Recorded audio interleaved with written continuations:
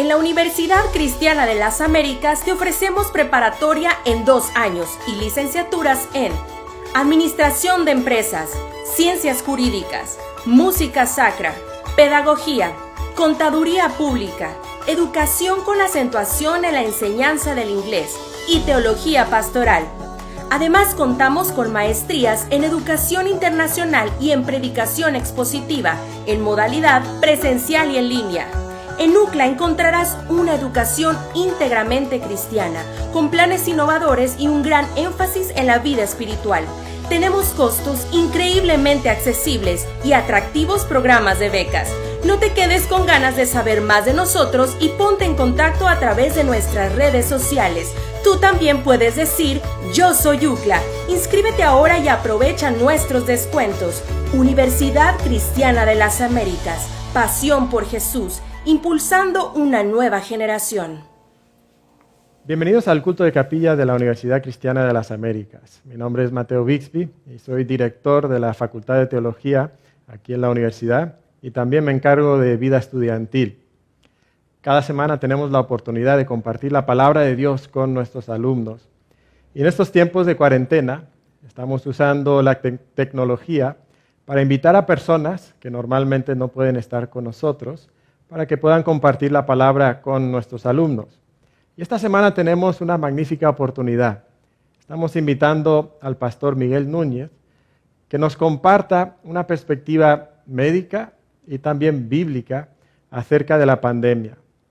Como muchos de ustedes saben, el hermano Miguel es pastor de Iglesia Bautista Internacional en la ciudad de Santo Domingo. También lo conocemos por sus muchos libros que ha escrito, por las conferencias donde predica la palabra de Dios. Y siempre para mí en lo personal ha sido una bendición cuando he leído algún libro o he escuchado alguna enseñanza del hermano Miguel. Muchos no saben que el trasfondo del hermano Miguel es médico de profesión. Y eso le da una perspectiva muy diferente a la que la mayoría de nosotros tenemos sobre la pandemia. Entonces él va a compartirnos de su conocimiento, tanto médico como bíblico, cómo nosotros podemos vivir en este mundo tan diferente, tan único, que nos toca experimentar ahora mismo. Conmigo en la entrevista está el pastor Luis Cepeda, el pastor de la Iglesia Bautista Genesaret, ministerio que auspicia la Universidad Cristiana. Y también conmigo estará el profesor y doctor Emanuel Elizondo. Él es pastor aquí en la ciudad de Monterrey, profesor en la universidad y editor en Lifeway. Entonces, vamos a la entrevista con el hermano Miguel Núñez. Bienvenidos jóvenes a nuestro culto de capilla de esta semana. Siempre es una bendición poder compartir la palabra de Dios con ustedes y el día de hoy tenemos una oportunidad muy especial para cada uno de nosotros de tener con nosotros al pastor Miguel Núñez. Muchos de nosotros conocemos del hermano Miguel por sus libros. Yo he leído varios de sus libros y siempre han sido de mucha bendición. Lo conocemos como pastor de la IBI y el día de hoy nosotros lo tenemos no solamente con nosotros en su modalidad o su función de pastor, pero también porque él tiene un trasfondo médico. Y gracias, hermano Miguel, por estar con nosotros. ¿Pudiera explicarnos un poquito acerca de su trasfondo médico que le ayuda a usted a tener una buena perspectiva acerca de este virus que vivimos en estos días? ¿Cómo no?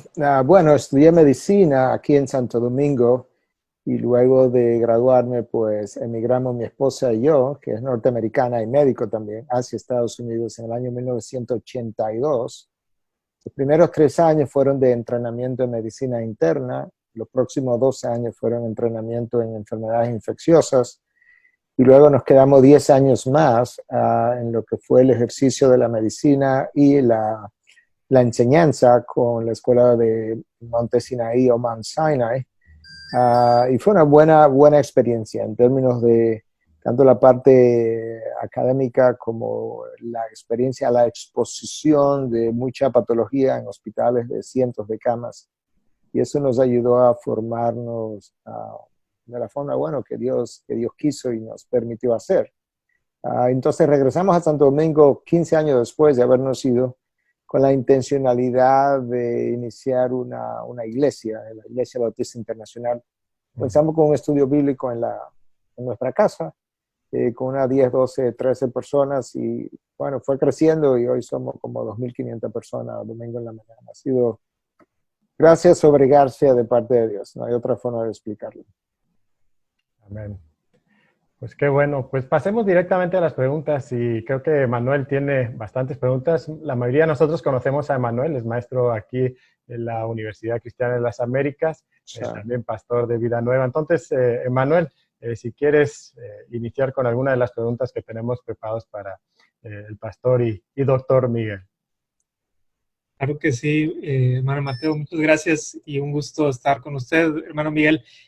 Fíjese que estaba pensando ahorita que una de las razones por las cuales estamos en esta modalidad, que nos estamos viendo por video, no es solamente porque usted está en Santo Domingo y nosotros aquí en México, sino porque estamos en medio de algo que por lo menos no había sucedido en nuestra generación de esta manera, que es una pandemia global.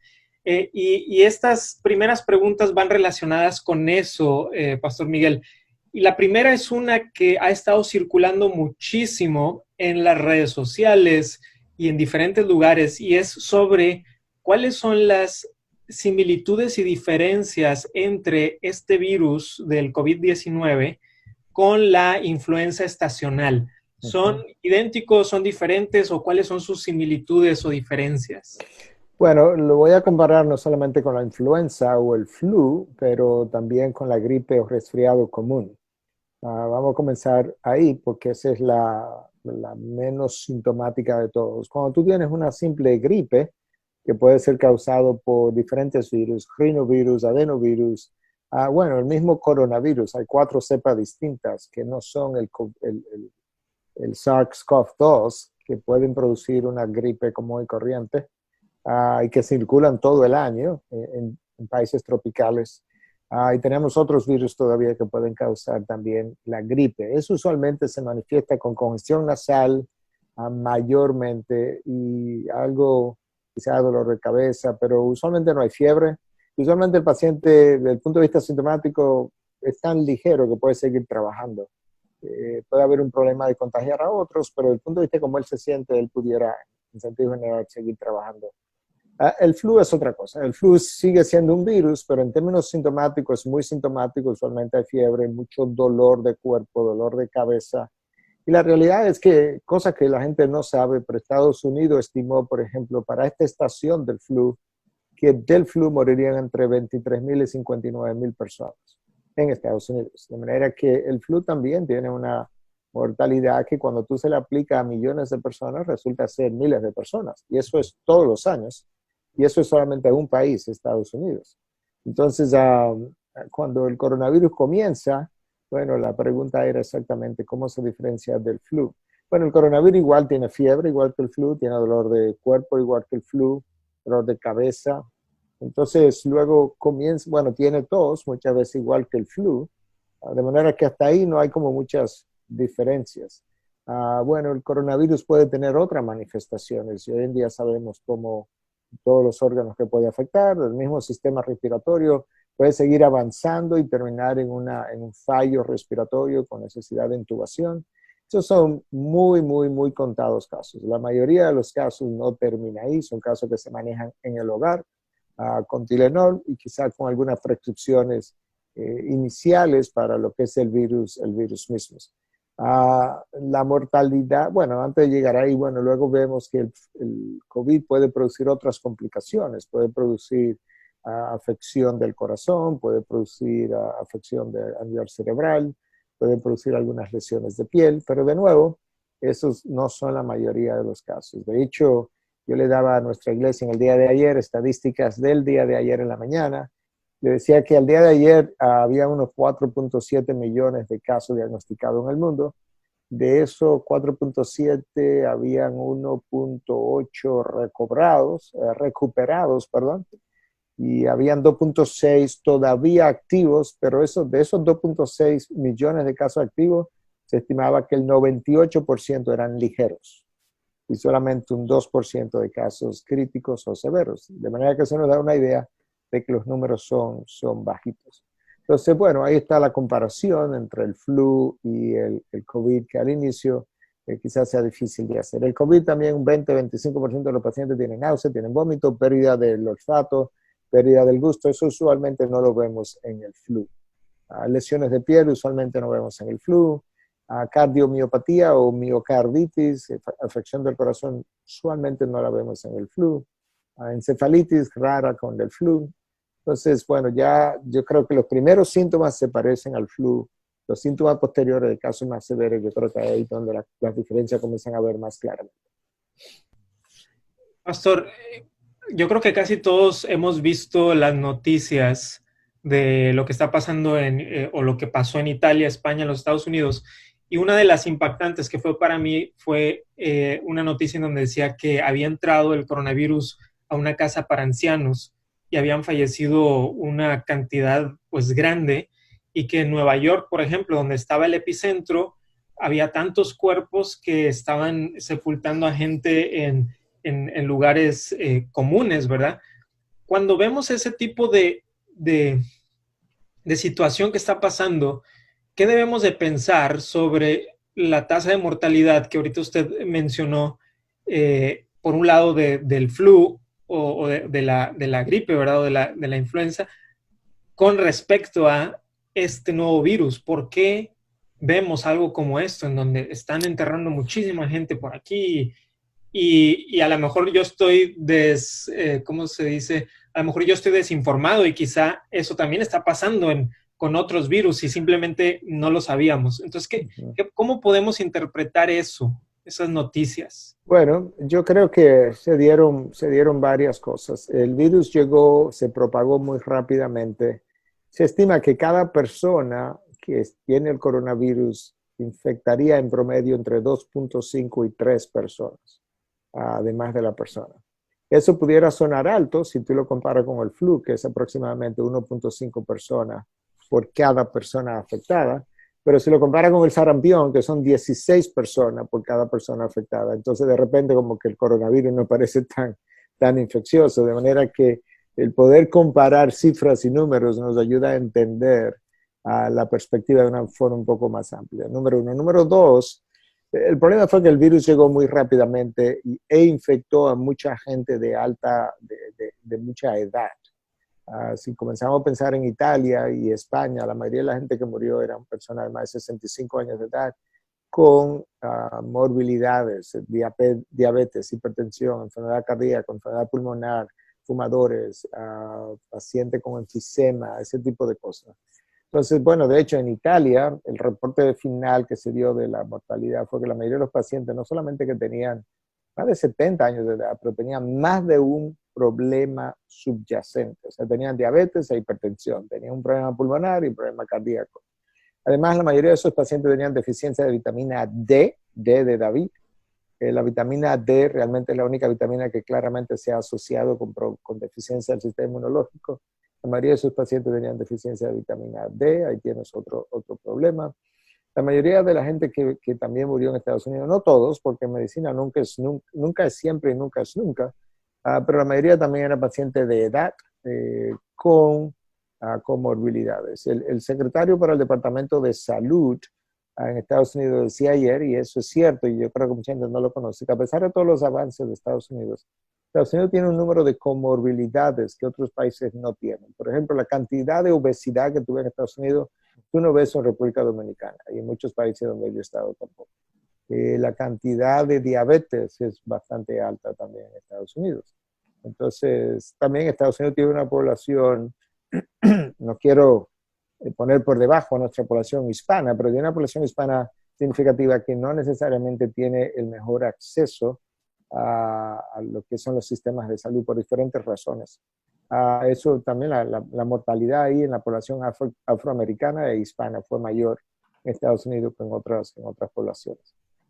Pero al final, lo que hace ver esto no tan letal no son las imágenes que viste en los periódicos y en las redes, sino, ok, New York, vamos a tomar a New York, el epicentro no solamente de Estados Unidos, el epicentro de toda la América Norte, Sur y Central, porque no hay nadie que tenga la cantidad de pacientes que Estados Unidos tiene.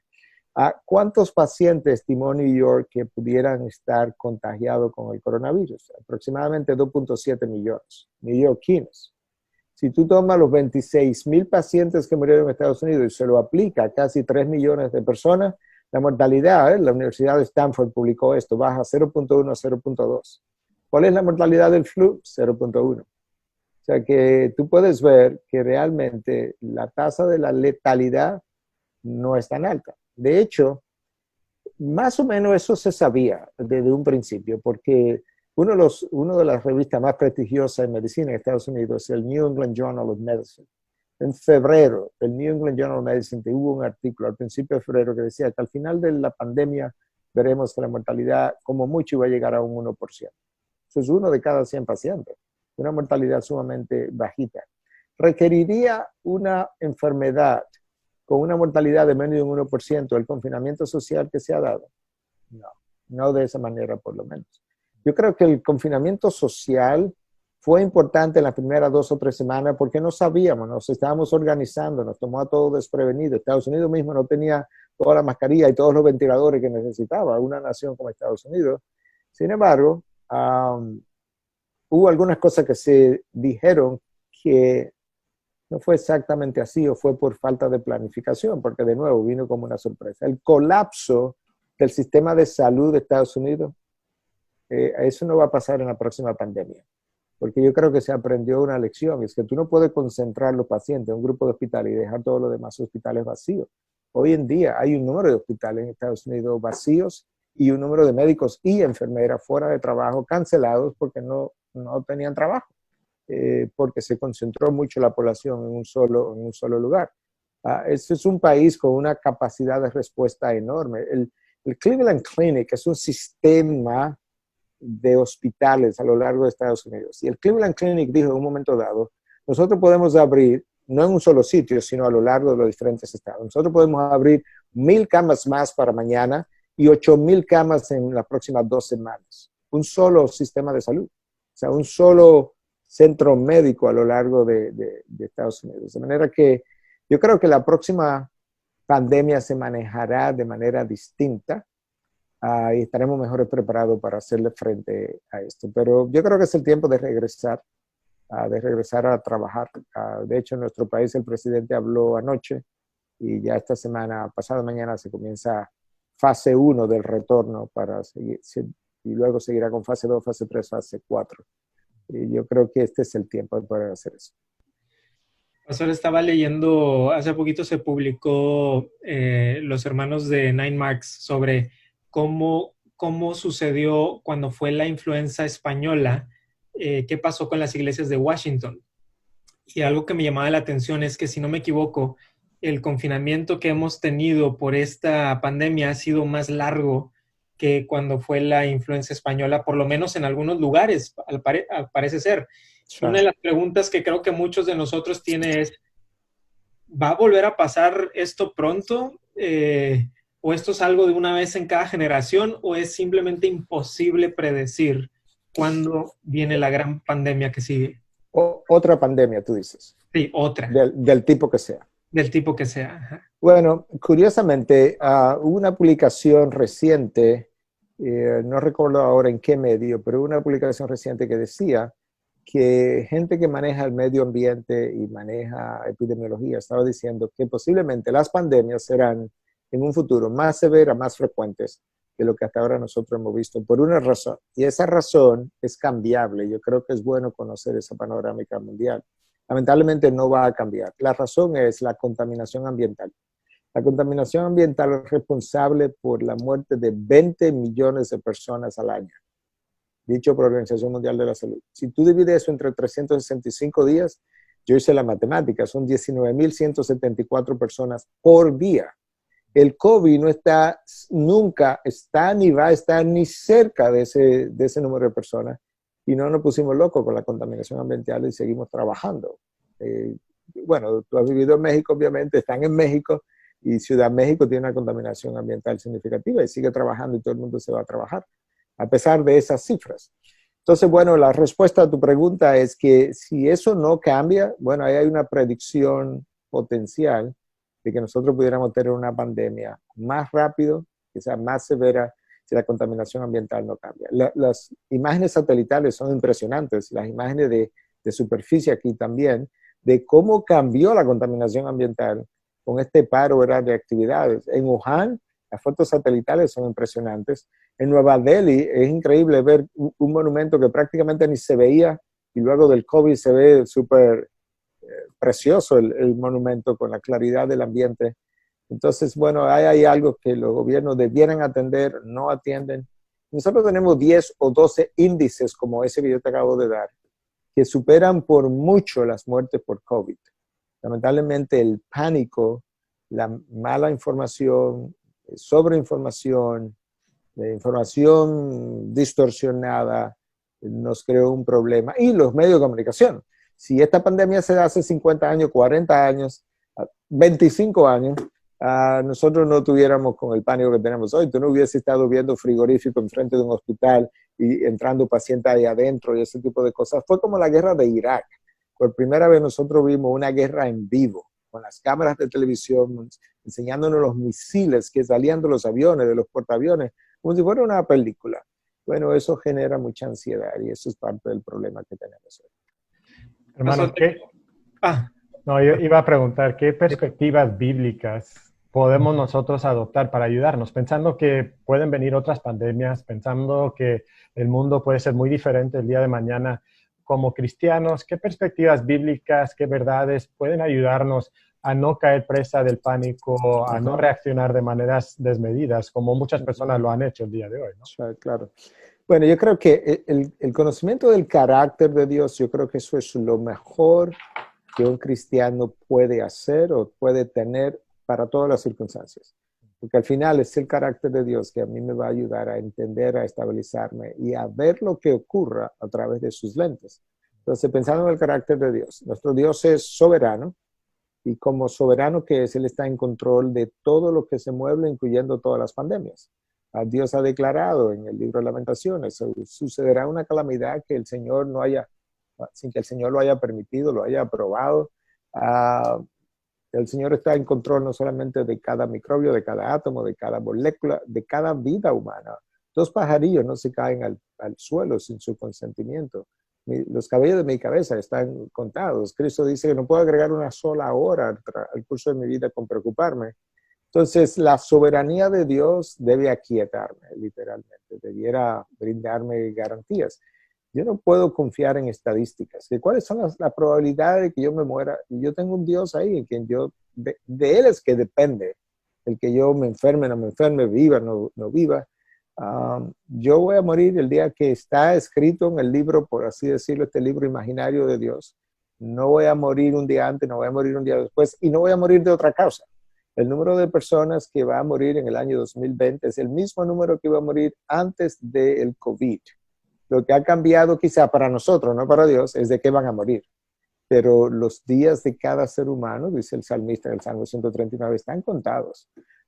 Yo necesito ser responsable y el resto se lo dejo a Dios, pero están contados. O eso es verdad o Dios habla mentira. Entonces, Dios no es que sea todo hombre mentiroso y sea Dios veraz. Entonces Dios no va a hablar mentiras, sabemos lo que Él ha dicho. La soberanía de Dios, su omnisciencia, su sabiduría, su poder, su omnipotencia, su fidelidad. Yo creo que todas esas cosas del carácter de Dios debieran aquietar al cristiano y darle paz para él darla más hacia adelante a otros cristianos y no cristianos. Yo creo que nosotros deberíamos ser la fuente de paz del mundo, precisamente por nuestra perspectiva bíblica. Como Universidad Cristiana nos preocupa mucho la vida espiritual de nuestros alumnos. Normalmente los tenemos aquí físicamente, podemos interactuar con ellos. Ahora están muy lejos de nosotros. Nuestra capacidad de influir en sus vidas queda reducida. ¿Qué recomendaciones daría usted como pastor que serían quizás específicas para este momento cuanto a la vida espiritual de nuestros jóvenes, de nuestras iglesias? ¿Cómo pueden ellos cuidar su vida espiritual para no verse afectados negativamente en su caminar con Dios? Bueno, yo creo que hay algunas cosas que debieron haber darse. antes de la pandemia. En otras palabras, debía haber cultivado mi hábito de lectura, debía haber cultivado mi vida devocional, mi vida, las disciplinas espirituales, el dominio propio, para poder poner eso en práctica ahora, porque quizás una de las cosas que más daño hace es el tiempo de ocio. Entonces, cuando todas las actividades han parado y mi mente está libre y mi horario está libre, son muchas cosas de las que la mente inventa y crea. Entonces, no solamente los jóvenes, los adultos también por igual. Entonces, se hace más difícil durante la pandemia cultivar un hábito de lectura, disciplinas espirituales, cuando yo nunca las tuve antes. Ahora, gracias que Dios ha estado moviéndose en medio de la pandemia y creo que dentro de las iglesias y fuera de las iglesias se ha producido un movimiento hasta cierto punto, ¿verdad?, de arrepentimiento, porque la gente ha tenido tiempo de reflexionar, pausar, ver que se había alejado de Dios, que se había enfriado, que estaba apático. Yo creo que tiene que pasar más de eso. Si hubiera alguna razón para que la pandemia no se fuera, esa es una. Es brindarle a la gente la capacidad de reflexionar acerca de los propósitos de la vida, el fin de mi vida, cómo estaba viviendo. Alguien posteó recientemente y decía, no podemos volver, la gente está loca por volver a la normalidad. Y la persona decía, no podemos volver a la normalidad, porque ese era el problema. La normalidad era el problema. Nos habíamos acostumbrado a Dios, nos habíamos vuelto apáticos, nos habíamos deshumanizado y vivíamos vidas cristianas individualistas. Y ahora hemos aprendido de nuevo la necesidad que tenemos del otro, la necesidad que tenemos de tener vidas comunitarias.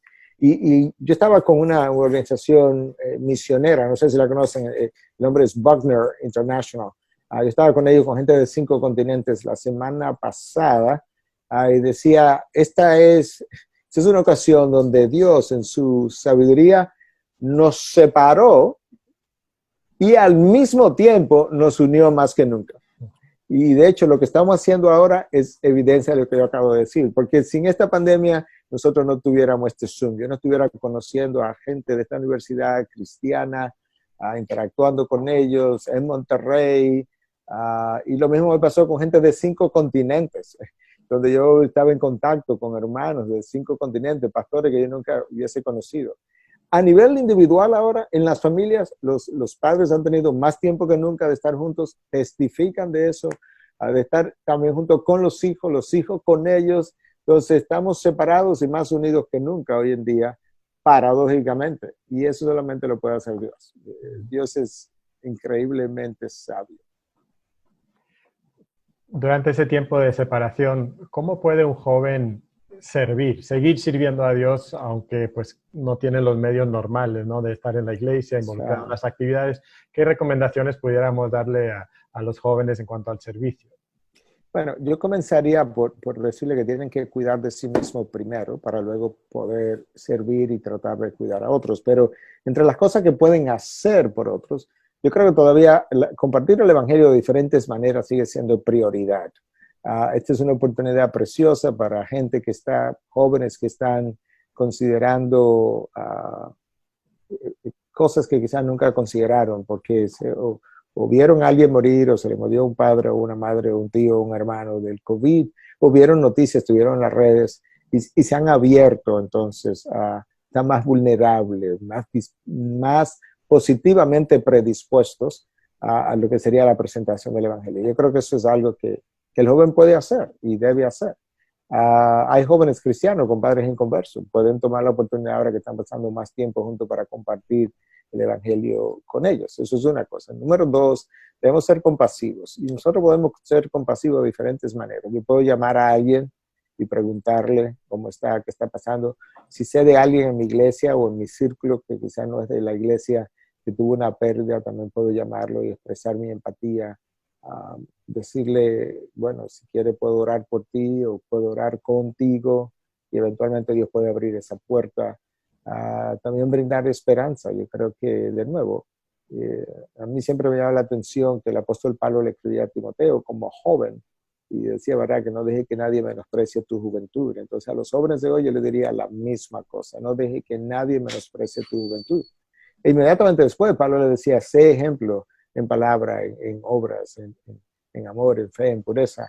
Bueno, entonces el joven pudiera dentro de su círculo pequeño quizás de influencia ser un ejemplo para otros jóvenes, como en fe, en palabra, en obra, en pureza, en amor, como Pablo le recomendó a Timoteo. Yo creo que hay varias cosas de cómo yo pudiera hacer uso de su tiempo, sus dones, talentos, llamados para ayudar a otros. Creo que a veces es muy difícil en la familia, ¿no? Cuando estamos con otros, a veces como que guardamos cierta imagen, luego nos reunimos con nuestra familia y ahí bajamos la guardia y nos volvemos egoístas. Quizás sale lo que realmente somos, aunque pensaríamos que con la gente que más amamos más deberíamos de servir, pero a veces somos muy egoístas y con la familia ahí es donde se muestra mucho más, ¿no? Sí, bueno, aquí en Santo Domingo hay un refrán que dice que en la confianza que está el peligro. Entonces, en la confianza que tenemos con otros es donde está el peligro de que quizá yo no dé el mejor ejemplo, o como tú acabas de decir, quizás lo que estoy mostrando quién yo soy, porque al final lo que sale de mí es simplemente lo que está dentro de mí. Entonces, quizás como yo soy con la familia o con otros, en otros casos, deberá ser un revelador de quién yo soy por dentro y ayudarme entonces a hacer introspección para cambiar. No sé si, Luis, tenías alguna pregunta, ¿verdad? Sí, una pregunta. Quizá es importante entender que hay muchos pastores que estamos ahora mismo con un desafío grande de saber cómo pastorear en este contexto. Sí. La verdad es complicado, es algo que estoy seguro que muchos tenemos esa sensación de desesperación por ya querer estar con las personas y poder atenderles, pero ¿qué recomendación o qué consejo nos podría dar a pastores que quizás están viendo esta transmisión Claro. para cómo pastorear a jóvenes en este contexto de la pandemia? Bueno, yo voy a mencionar lo que nuestra iglesia ha hecho y que yo creo que ha sido muy, muy positivo. Nosotros hemos hecho uso de los medios de comunicación como esto que estamos haciendo ahora, a todos los niveles. Entonces, no solamente el domingo tenemos predicación, ¿verdad? Como si la iglesia estuviera presente, aunque no lo está. Pero hemos tenido, el miércoles pasado, tuvimos una sesión de miércoles y vía Zoom. Y habían casi 1,000 personas conectadas en esa ocasión. Entonces, pudimos hablar con 1,000 personas presentes, un par de nuestros pastores, yo y otro pastor, y un tercer pastor entrevistándonos para hablar acerca de diferentes cosas como lo estamos haciendo aquí. Pero pudimos pausar en diferentes momentos y orar por necesidades de esa gente que estaba ahí en pantalla. Aunque no podíamos interactuar con todos ellos de manera individual, pero ellos nos estaban viendo en vivo. Además de que ya le habíamos enviado un link de antemano para que enviaran sus preguntas. Entonces, estoy viendo, me estás viendo y estoy contestando la pregunta que tú me enviaste, de manera que no fue una pregunta que yo mismo me inventé. Pero eso mismo ha estado ocurriendo con todos los estudios bíblicos. Los jóvenes siguen reuniéndose todos los viernes vía Zoom, las parejas siguen reuniéndose ahí, quizá 30 grupos distintos pequeños de estudios se siguen reuniendo igual que cuando estábamos sin pandemia, lo único que en vez de presencial vía Zoom, las consejerías algunas se han dado vía Zoom, y además de eso entonces hemos animado a cada miembro de grupo a que llame a alguien, piensa en alguien con quien tú normalmente no te relacionas, con quien no hablas, llámalo, pregúntale 2 minutos, ¿cómo está? ¿Cómo te sientes? Simplemente quiero saber cómo está pasando esta pandemia, ¿cómo puedo orar por ti? Bla, bla, bla, bla. Terminamos. Ok, gracias, me alegro de ti. Si eso es lo único que puedes hacer, pues hazlo. Por otro lado, hemos animado a la gente también a preguntar por necesidades específicas, si tiene necesidades de alimentos, necesidades económicas, necesidades de medicamentos. Quizá la persona que llama no tiene el dinero, la forma, pero tiene el teléfono de la iglesia, de nosotros los líderes, y poder decir, mira, me enteré que Pedro está en una necesidad, y que eso ha pasado de manera literal con nosotros. ¿Hay algo que se podría hacer? Bueno, pues la iglesia ha respondido y ha ayudado a Pedro, pero nos enteramos por otro, porque ese otro lo conocía, tenía cercanía, se atrevió a preguntarle. Entonces yo creo que eso es la manera como hemos tratado de pastorear tanto como sea posible. Y no sé si lo contestaron en el tiempo que no pude conectarme, pero Eh, en México estamos ya en el paso que precede a la reactivación económica y los permisos que va a dar el gobierno para comenzar esa actividad, no la actividad social abiertamente, pero seguramente reuniones pequeñas, con grupos pequeños, pero eh, ¿cómo manejar esas dos medidas? La parte de responsabilidad ante el gobierno por los lineamientos que ellos dan, pero también la necesidad de seguir pastoreando a las personas. No sé qué recomendación nos puede dar en ese sentido. Bueno, yo creo que tenemos que respetar las medidas del gobierno, por un lado, porque Romanos 13 nos manda a someternos a las autoridades que están. Por otro lado, ayudando a entender lo que ha pasado, nosotros no podemos echar manos, decimos aquí al principio en Hechos 4, donde Pedro dice, tenemos que obedecer a Dios antes que a los hombres, porque a nosotros no se nos está persiguiendo de manera particular. Esto es algo que está limitando a todo el mundo, incluyendo los empleados del mismo gobierno. Entonces, eso es lo que Pedro dijo, es cierto cuando tú me persigues como un grupo particular y no quieres darme libertades que le das a otros, pero ese no es nuestro caso. Entonces yo creo que en cuanto a la manera de comportarnos, yo creo que tenemos que seguir los lineamientos del gobierno de turno. En cuanto al pastoreo, yo creo que el pastoreo, como mencioné, es tratar de hacer uso, y sobre todo con los jóvenes que les gustan tanto las redes, pues tratar de hacer uso de lo que son los medios de comunicación, que han hecho mucho daño, pero al mismo tiempo han hecho mucho bien. Sin lugar a duda que el evangelio se ha expandido en Latinoamérica y la sana doctrina en los últimos 10 años como nunca hubiese ocurrido en ausencia de los medios de comunicación, sin lugar a dudas. Entonces, hagamos uso de lo que Dios ha permitido que exista y tratemos de poner el bien ahí donde Satanás ha puesto tanto mal y el hombre también ha puesto tanto mal. Bueno, no lo podemos dejar todo a Satanás, pero la realidad es que el hombre es que lo hace la mayoría de las veces y no tanto Satanás, aunque él puede inducir a muchos de nosotros a hacer cosas indebidas. Pero yo creo que esa combinación de hacer uso de los medios para comunicarnos, conectarnos con la gente, observar lo que el gobierno dice. Anoche el presidente nuestro habló y básicamente en la fase 1 él está hablando de que las empresas que tienen 10 personas, por ejemplo, solo pueden ir 5 primero, el 50% de los individuos. Las empresas que tienen de 10 a 50, puede ir el 50% de su empleomanía y hasta poder ir subiendo poco a poco. Acabo de oír extraoficialmente que posiblemente en 2 semanas pudiéramos regresar a los templos, pero ocupando solamente un 40% de la capacidad del templo, lo cual ya nosotros lo habíamos dicho a la iglesia. Habíamos dicho a nuestra iglesia que a la hora de regresar íbamos a tener que hacer más cultos de lo que usualmente hacíamos. El que hacía 1 iba a tener que hacer 2, el que hacía 2 iba a tener que hacer 3, para poder las unidades familiares 6 pies de distancia. O sea, si tú tienes una esposa, un esposo y 3 hijos, bueno, se pueden sentar todos juntos. Pero la próxima unidad familiar tiene que estar a 6 pies de distancia, que serían como 3 sillas más o menos. Para guardar ese distanciamiento social y eso va a requerir entonces para muchas iglesias más cultos. Esa es la realidad. Pero si eso va a ocurrir en 2 semanas, pues está más cerca de lo que pensábamos.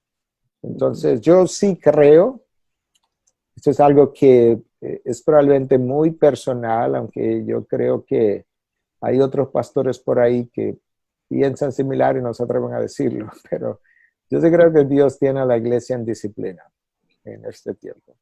Nosotros no podemos hacer nada de lo que el mismo Dios nos mandó a hacer. Dios nos mandó a congregarnos, no podemos. Dios nos mandó a celebrar la Santa Cena, tan frecuente, ¿verdad? Como cada cual lo celebre, pero no podemos. Dios nos mandó a orar juntos, no podemos. Dios nos mandó a adorar corporativamente, no podemos. La Biblia comienza con una boda, termina con una boda. La mayoría de las bodas están como en suspenso porque no hay donde poner la gente. Dios nos mandó a hacer discípulos y bautizarlos. No podemos bautizar a nadie ahora mismo. Estamos en suspensos también. Y tú puedes seguir pensando en una serie de cosas que se supone que la iglesia haga y no la puede hacer. Los templos están cerrados. Lo único que yo puedo pensar es Malaquías 1:10. Si alguien me cerrara las puertas del templo, ¡pum!, están cerrados ahora. No podemos entrar. No podemos proclamar con la gente ahí presente el evangelio. Yo no creo que eso lo hizo Satanás. Y aunque pudiéramos decir, bueno, un evento natural, ¿quién los controla? ¿Quién controla los eventos naturales? Nuestro Dios. Y la verdad es que la iglesia del siglo XX, XXI, adolece de muchos males doctrinales, de integridad a nivel del liderazgo. Ahí donde está el problema. Manejo de finanzas, individualismo, invasión de corrientes que no tienen nada que ver con la Biblia, pero forman parte o de la predicación, o los estilos de vida, o de las creencias de los cristianos. Yo creo que es un tiempo de purificación para la iglesia. Y ojalá la iglesia lo vea así. Y he visto mucha gente por el camino del arrepentimiento, de lo cual yo me alegro. Pues hermano, muchas gracias por el tiempo que nos ha dedicado. Creo que nos ha dejado con mucho que pensar, especialmente en este último segmento, esta última respuesta de nuestras deficiencias como iglesia y como cristianos también. Muchas gracias, hermano. Quisiéramos terminar con una palabra de oración. Voy a pedirle ¿Podría usar 30 segundos? Por supuesto. Solamente para animarlos, no sé si lo querrán hacer, pero nosotros terminamos ayer, pero yo hice una serie de 9 mensajes durante esta pandemia. 7 mensajes y medio, por así decirlo, estaban orientados a llevar al pueblo al arrepentimiento. Y entonces el último mensaje y el penúltimo y el último, pero en el penúltimo fue como la mitad del penúltimo, por eso dije 7 y medio. Ahí comenzamos a hablar de Cristo, el fin de las malas nuevas. Porque las buenas nuevas de Cristo no son tan buenas si yo no entiendo cuán malas son las malas nuevas. Por eso es que la iglesia de hoy no se encuentra la oferta de Cristo tan espectacular, porque las malas nuevas no son tan malas. Yo tengo que entender lo horrible que son las malas nuevas acerca de mi condición, aún después de regenerado. Lo único que tengo esperanza en Cristo, pero yo sigo siendo pecador. Y entonces cuando yo entiendo lo horrible que las malas nuevas son, las buenas nuevas de Cristo son extraordinariamente buenas. Entonces, eso es el mensaje de ayer y la mitad del anterior, por así decirlo.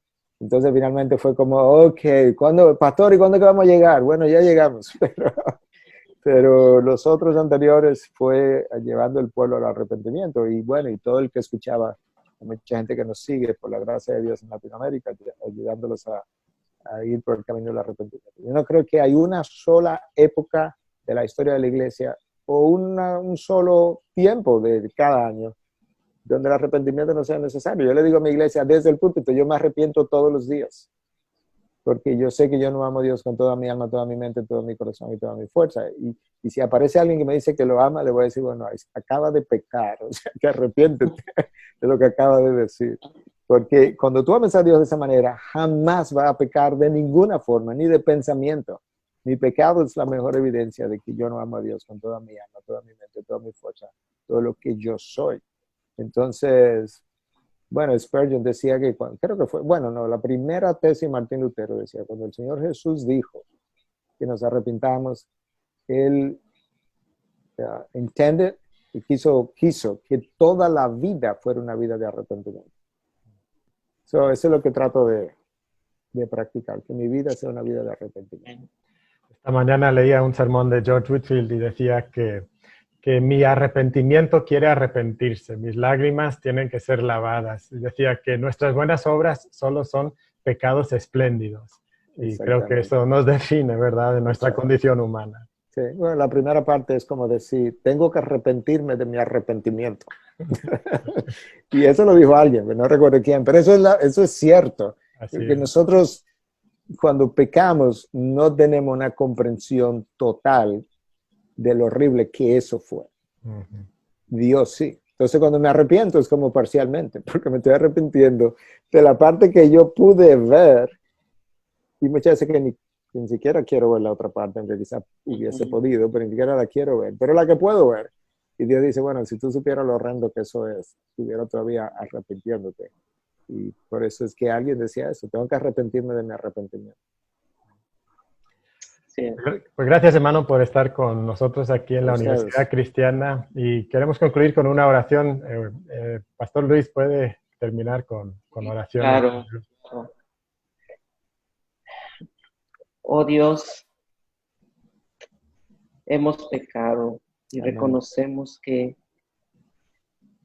no nos tratas como deberíamos tratarnos.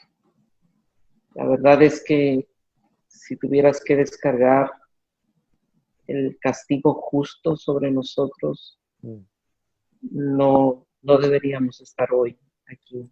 Gracias. Pero gracias porque el creyente tiene una esperanza que fue dada a través de Jesucristo por ese sacrificio perfecto en esa cruz. Ahora podemos arrepentirnos y llorar, no sin esperanza, sino sabiendo que nos duele el pecado que hemos cometido, pero también nos gozamos en la esperanza eterna, viva que tenemos. Amén. Gracias porque tú nos has puesto un nombre.